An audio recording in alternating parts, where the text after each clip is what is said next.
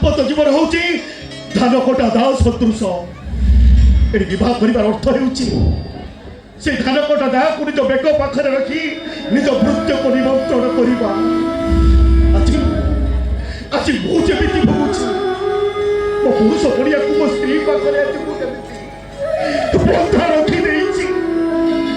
दाम्पत्य जीवन सुख परिवर्ते मो जो वैषयिक तांत्रिक घर आज अस्तव्यस्त अस्तव्यस्त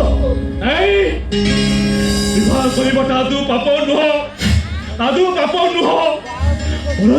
बर मो परी स्वामी हवा गोटे स्त्री जीवन दुर्भाग्य गोटे अयोग्य स्वामी जी निज परिवार निज भौरीर मंगल निज स्त्री को बड़ी दे पारे निज स्त्री इज्जत बिका टंकार भौरीर बाहाघर करि पारे ताकू गोटे भड़ुआ स्वामी कहुनी तो आउ कौन कहू विवाह करने पूर्व प्रथम निजर पकेटर ओजन को देख निज पकेट तुम केते टंका रखुच केते सुना दाव मोड़े तुम स्त्री को तुम सजई पारुच तारे मोरी भरी दशा हो मासरे अंतर पके तुम 4 थर सेने बाहर को नहीं जाई पारुच कि नहीं सी बीच पार करे बोले पारुच कि नहीं तो ये सब कर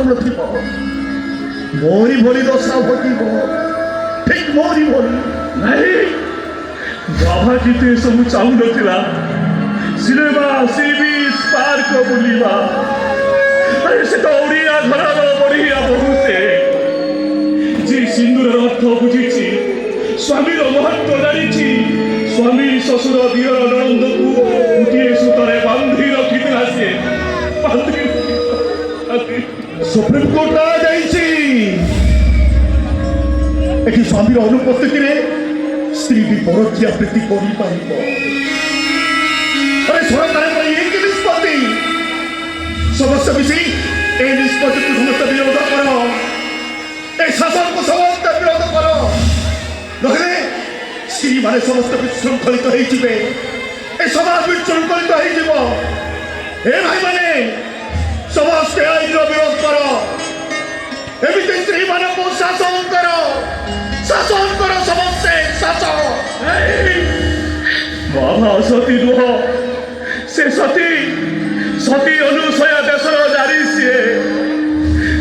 श्रीकृष्ण द्वारा बड़